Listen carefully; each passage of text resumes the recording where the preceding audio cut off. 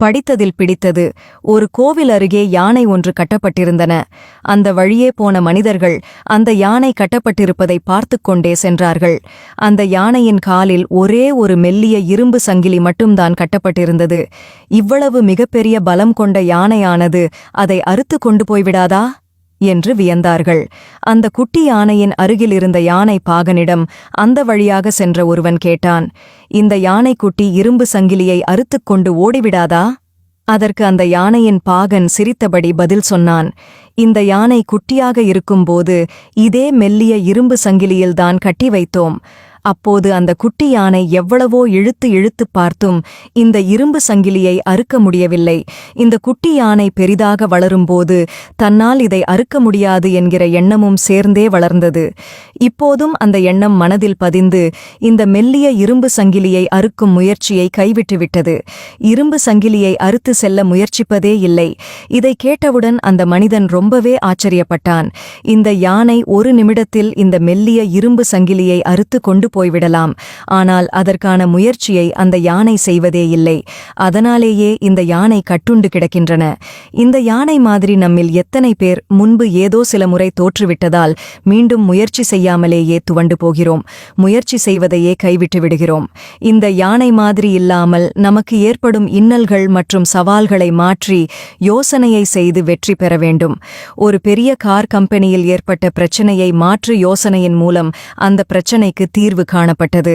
ஒரு பிரபலமான மகிழுந்து நிறுவனத்தில் இளைஞன் ஒருவன் பணிக்கு சேர்ந்தான். அவன் பயங்கரமான சுட்டிக்காரன். சுட்டி மட்டுமல்ல, நல்ல புத்திசாலியும் கூட. அவன் ஒரு கலை வடிவம் பற்றி யோசிக்கிறான். அதே மாதிரி ஒரு காரின் மாடலையும் வடிவமைத்துக் கொண்டு போய் அவனுடைய மேலாளரிடம் காட்டினான். அதனை பார்த்த அவனுடைய மேலாளர் ரொம்ப அற்புதமாக இருக்கிறது மற்றும் ரொம்ப நல்லதாகவும் வந்திருக்கிறது என்று பாராட்டினார். இந்த மாதிரி வேறு எந்த கம்பெனியும் கார் தயாரிப்பில் ஈடுபடவில்லை. இந்த மாதிரி கார் தயாரிப்பினை உடனே நாம் முயற்சி செய்து உருவாக்கலாம் என்று அவனுடைய மேலாளர் கூறினார். உடனே அந்த இளைஞன் சொன்னபடி அதே மாதிரி கார் ஒன்று தயார் செய்தார்கள். அதனை பார்த்த முதலாளி ரொம்ப சந்தோஷம் அடைகிறார். ஒரு நாள் அந்த காரினை மார்க்கெட்டிங் பிரிவுக்கு கொண்டு செல்ல வேண்டும் என்று முடிவு எடுத்தார்கள். ஆகையால் காரை வெளியே எடுத்து வருவதற்கு முயற்சி செய்தார்கள்.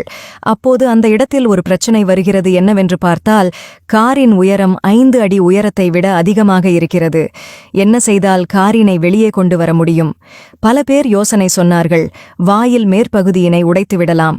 காரினை வெளியே எடுத்து வந்த பிறகு அப்புறம் வாயில் மேற்பகுதியினை கட்டிக்கொள்ளலாம். காரினை வெளியே எடுத்து வருவதற்கு மேலாளர் சொல்கிறார், கஷ்டப்பட்டு காரை அந்த வாசல் வழியாக எடுத்துக்கொண்டு போய் விடலாம் என்று. மேற்பகுதியில் ஒரு சில கீறல் மட்டும்தான் விழும். அதனை பெயிண்டிங் அடித்து சரி பண்ணிக்கலாம் என்று ஒரு பெயிண்டர் யோசனை சொன்னார். முதலாளிக்கு இருந்தாலுமே மனது ஒப்புக்கொள்ளவில்லை. எல்லாரும் சொல்வது ஒரு புது ஐடியாவாக இருந்தாலும் முதலாளியின் மனதுக்கு ஒப்புக்கொள்ளவில்லை. ஒரு சில கீறல் விழுவது அவருக்கு சரியான யோசனையாக படவில்லை. இப்படி அருமையாக காரினை தயார் செய்து அதை எப்படி வெளியே எடுத்துக்கொண்டு போக முடியவில்லை என்று சொல்லி அவர்களே ஒரே குழப்பமாக இருக்கிறார்கள்.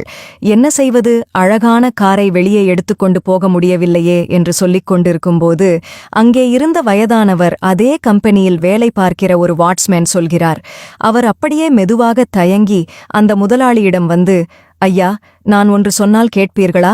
நான் அதை சொல்லலாமா என்று அனுமதி கேட்கிறான். இந்த கிழவன் என்ன நாம் சொல்லாத புதிய யோசனையை சொல்லிடப் போறான். நாம் தான் எல்லோருடைய யோசனையையும் கேட்டோம், இருந்தாலும் பரவாயில்லை என்று கேட்கிறார். இந்த உயரத்தை விட ஒரு இன்ச் தான் காரோட உயரம் அதிகமாக இருக்கிறது. இந்த காரோட 4 டயர்கள் இருக்கிற காற்றினை கழற்றிவிட்டால் காற்று வெளியே சென்றுவிடும். பிறகு காரினை சுலபமாக வெளியே எடுத்துக்கொண்டு போகலாம். அதன் பின் காரின் டயரில் காற்றினை நிரப்பிக் கொள்ளலாம் என்று சொன்னார்.